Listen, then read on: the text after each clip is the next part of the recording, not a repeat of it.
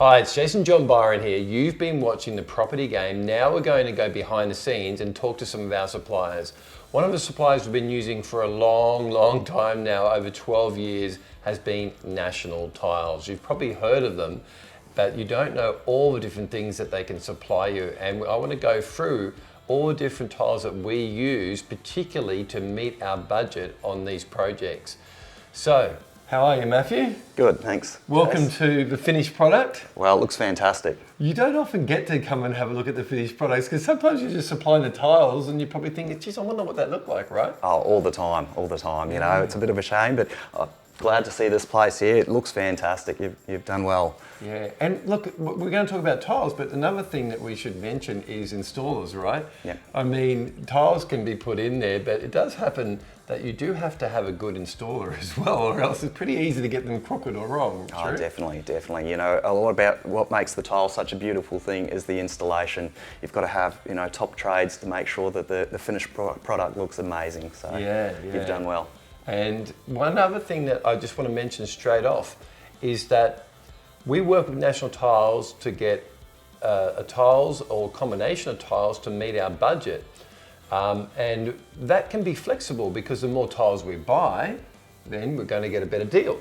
But at the same time, you need to, whenever you're costing a tile for anything, you've got to factor in that labour cost as well. Because some people go, okay, well, this is going to be a tile here, because different tiles, especially if they're smaller, tiny tiles, or if they're larger tiles, or if they're porcelain or ceramic, they're all going to have different labour time components. Would that be right? Yeah, definitely. So I saw we did a time lapse of one of our ones before where they did all these tiny little tiles. Yeah. And the tiles were actually quite cheap, but the labour was more. Yeah, definitely. So I think the best thing out of some of the tiles that you're going to see here today that we've used and in the property game is that you've actually noticed that a little bit, obviously, because time is money, and given us some tiles that actually look like they were all individually placed there. Yep. And so can you tell us a little bit about, first off, let's get into National Tiles. So tell us about where National Tiles is. Yep. You know, we've all heard the radio ad. Oh, definitely. Who's the guy in the radio ad again? So Frank Walker, the owner of the company.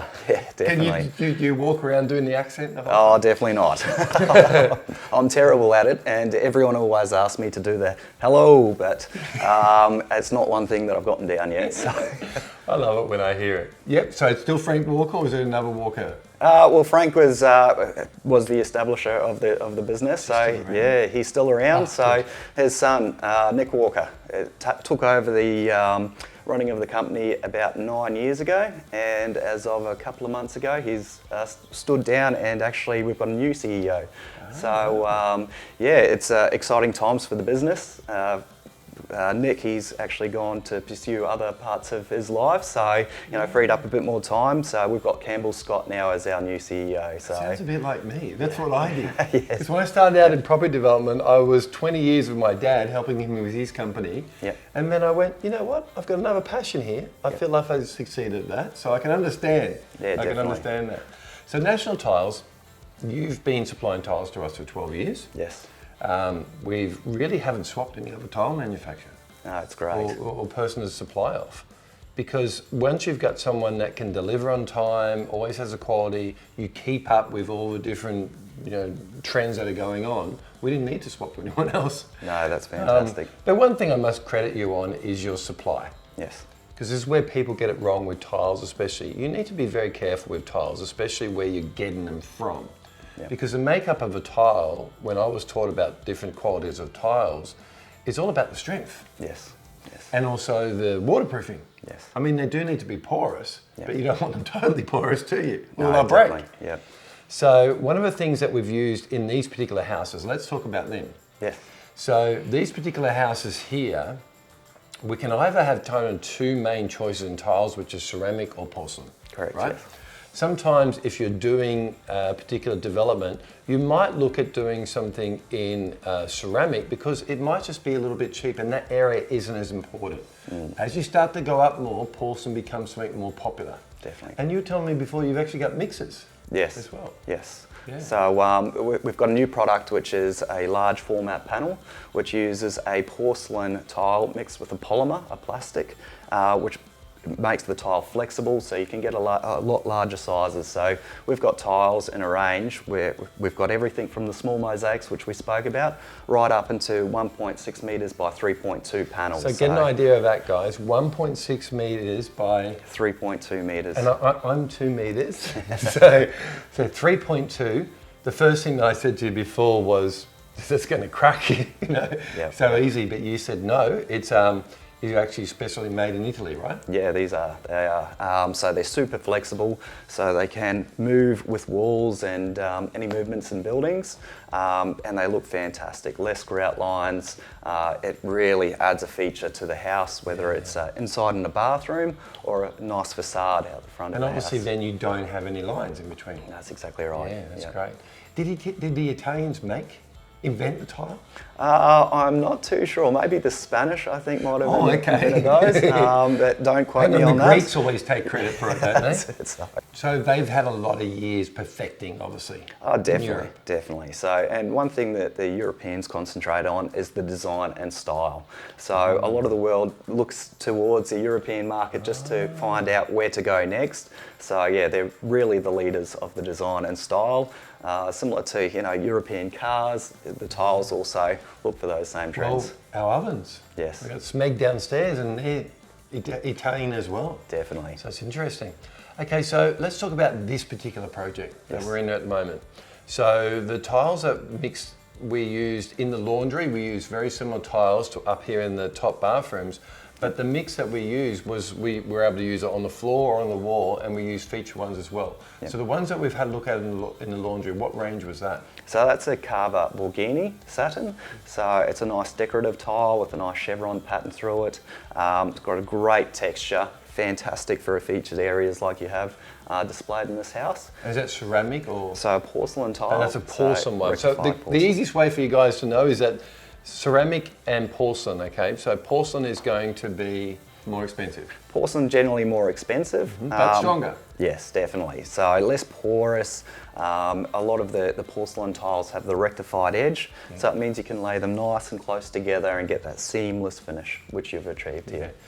Now, so we've used that range there, and then in some of our bathrooms upstairs, we couldn't afford to do the whole bathroom from floor to wall, which is really what we want to do, just all in that decorative pattern. Yes. Because it just didn't meet the budget. No.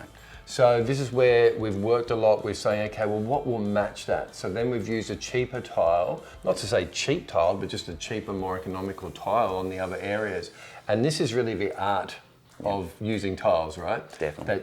That sometimes it can be an overkill to use the one tile throughout the whole bathroom or laundry or wherever you're going to be. So you need to mix and match it to save money, right? Definitely. And what you've done there is you've used a nice, simple stone look porcelain tile, which is approximately half the price of the designer tile that you've used. And what that really does is it really accentuates that pattern and really highlights that feature. So instead of using it everywhere like you could have, with more expense, you've actually cut down the cost and actually really made a feature out of those areas. Yeah. So it's really set it off. Came up well, didn't it? Oh, it's fantastic. Sometimes I'm not quite sure till the end. Definitely. So that's just part of the game, making sure you have a good interior designer. Yes. They are amazing. Like we work with a special interior designer just to get that mix perfect. Yep. And there's just something about the eye, so that's one thing I strongly recommend, right? You would have seen lots of mistakes where people have got it wrong. Oh, definitely. But the interior designers are always on cutting edge, and they just know exactly the right look, don't they? Oh, that's exactly right. You wouldn't service your car by yourself if you had no idea in that sort of industry. So why try and design your own house if you've never ever done anything like that? So you employ the right people, and they make it work as they've done here. And you can't if you're a renovator, you can paint over your tiles. You have to make the decision right from the start. Oh, it's an expensive lesson if you get it wrong. So that's true. Now the tiles that we use in the other house. Yes. What do we go for there? So I've got the Castello range. It's a beautiful terrazzo look that has the look of terrazzo without any of the extra labour costs or sealing costs. It's never going to stain, and it looks fantastic. Yeah. Now, what are the other products that National Tiles use? Because I know on one of our previous ones, guys, to let you know, we used an outdoor tile which was a wood look for the outside deck. So instead of just doing a wooden deck, we use the tiles out there. And it was so beautiful. I mean, it's just stood the test of time. Yep. So those are other things that we're seeing popular at the moment? Definitely. You know, if you see it out there in nature, generally, tiles will come along and try and emulate that. So tiles these days, we're looking for ideas to bring that longevity into the house and serviceability. We still supply a lot of natural products. We still supply terrazzos, if that's the sort of thing that you're looking for. But things like your timber look tiles, you know, they've got the benefits of easy to clean. You're never going to have to stain them. They're not going to get damaged over time. They're hard wearing and look fantastic. Yeah. So, and one thing that you'll notice a lot of it, especially in a commercial build, they're always going to use a porcelain tile. yeah, definitely. Because so think about that, where you got your hard walking areas get a lot of use, you just need to go porcelain, right? Definitely. So there's a couple of benefits to using the porcelain is just the hardness of the tile itself and the hard wearingness. So things like chemical spills, if you're using cleaners in common areas and places like that, you need to really think about the products you use and the longevity. Yeah, great. Now, the other thing, coming from a developer's point of view, the key things to me, obviously I've got to be able to work out a good price. And that just becomes a negotiation with a tile supplier like yourself, right? It'll depend on quantity, it depends on what stock you have, it will depend on how much of that stock you want to push out. So it's always going to be something flexible, but it's about building the relationship, right? Building the relationship up. The next thing is you've got to be careful with the supply. So we hear lots of stories where people, you know, ordered a whole lot of tiles. So, I mean, we won't get the tiles until the end. So 6 months. That's correct. So you've been really good storing them for us. So we've prepaid them, got them all ready, and then you stored them and come to site.